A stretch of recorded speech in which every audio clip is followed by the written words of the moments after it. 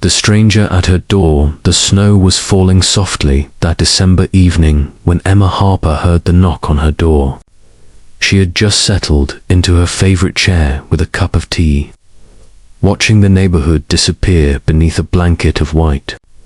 The knock came again, more urgent this time. When she opened the door, she found a man standing on her porch. He was tall, with dark hair dusted with snow, and worried eyes. In his arms, he held a little girl bundled in a purple winter coat.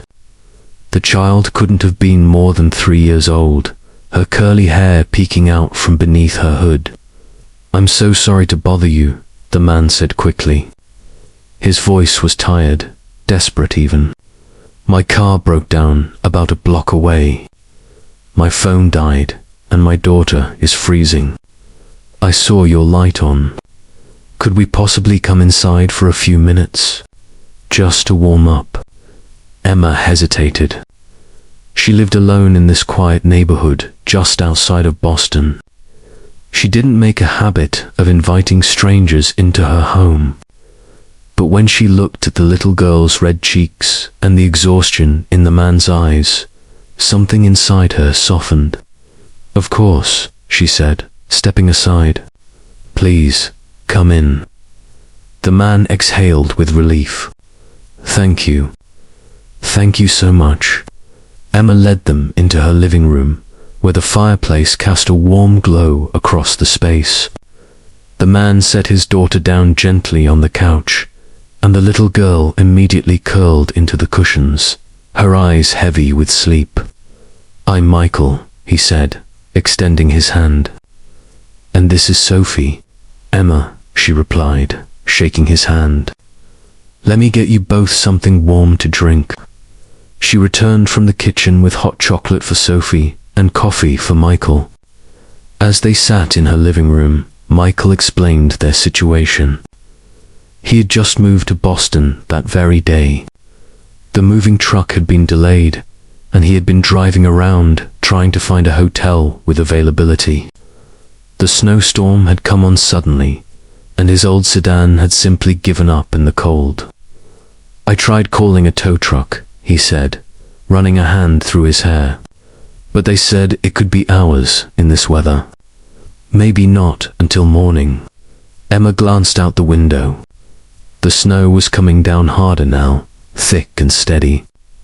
The streets were already covered, and the wind was picking up. It wasn't safe for them to go back out there, especially not with a small child. "You should stay here tonight," Emma heard herself say. The words surprised her, but once they were out, she knew they were right. "I have a guest room. It's nothing fancy, but it's warm and dry." Michael's eyes widened. "We couldn't possibly." "You can, and you should," Emma said firmly. "It's not safe out there. Sophie needs to rest, and honestly, you look like you could use some sleep yourself." Michael looked at his daughter, then back at Emma. She could see the internal struggle on his face, weighing pride against practicality, stranger danger against his child's well-being. Finally, he nodded. "Just for one night. I'll call the tow truck first thing in the morning." "I can't thank you enough." Emma showed them to the guest room and brought them fresh towels.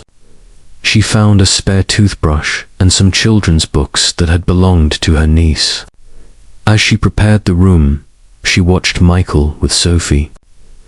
He was gentle and attentive, helping her change into warmer clothes, reading to her in a soft voice until her eyes finally closed. Later, after Sophie was asleep, Michael joined Emma in the kitchen. She had made sandwiches, suddenly realizing how hungry they both must be. "You're very kind to do this," Michael said, accepting the food gratefully. "Most people wouldn't have opened their door." Emma shrugged. "I suppose I wouldn't have either, a few years ago.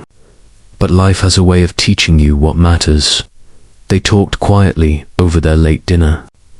Emma learned that Michael was a single father. His wife had passed away 2 years earlier, and he had been raising Sophie on his own. The move to Boston was for a new job, a fresh start for both of them. Emma shared her own story. She had worked at Mercer Industries for 8 years, steadily climbing from an entry-level position to senior project manager. The company was going through changes. Their longtime CEO had retired, and a new one was starting on Monday. Everyone was anxious about what the changes might bring. Change is hard, Michael said thoughtfully, but sometimes it's necessary. Emma nodded, appreciating his perspective. There was something calming about his presence, something genuine that put her at ease. The next morning, Emma woke to the smell of coffee. She found Michael in her kitchen, already dressed, Sophie sitting at the table with crayons Emma had found in a drawer.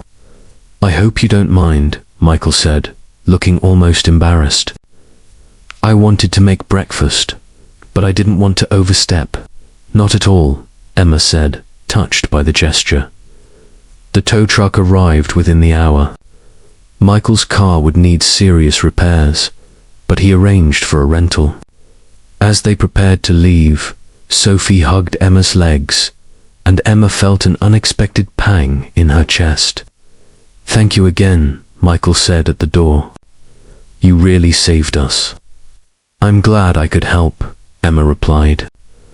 "Good luck with your new job." He smiled, a mysterious expression crossing his face, but said nothing more. Monday morning came too quickly. Emma arrived at Mercer Industries early, joining the crowd of employees gathering in the main conference room. The new CEO was being introduced today, and everyone wanted to catch a glimpse of the person who would shape their futures. The room fell silent as the boardroom doors opened. Emma watched as a figure stepped onto the stage. Her breath caught in her throat. It was Michael. He stood at the podium in a sharp suit, professional and confident, but when his eyes scanned the crowd and found hers, she saw recognition flash across his face. A small, warm smile touched his lips. "Good morning," he began, his voice carrying through the room. "I'm Michael Thornton, and I'm honored to be joining Mercer Industries as your new CEO." Emma's mind reeled. The man she had sheltered, fed, and talked with in her kitchen was now her boss. The single father she had opened her home to was the person everyone had been anxiously waiting to meet. After the meeting, as employees filtered out discussing the new CEO, Michael found Emma in the corridor. "Small world," he said softly. "Very small," Emma managed. "Still processing."